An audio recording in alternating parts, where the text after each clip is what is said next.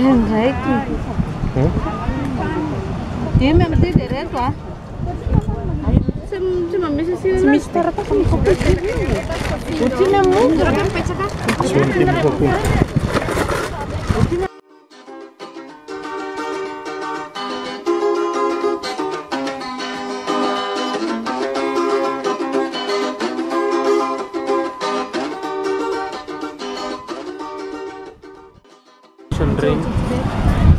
Che petolano ako.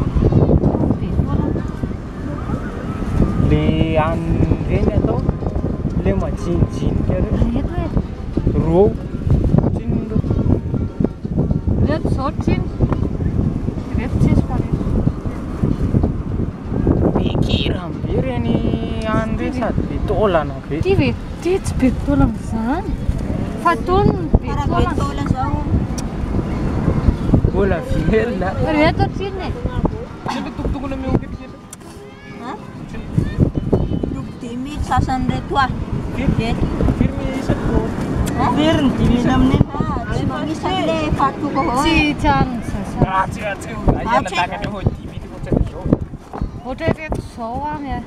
Izy teo le raha tokona atao reto. Tokony amin'ny tambony aty. Agnisan'ny reto zao fa tsy rahanareo zao reto a? Ha?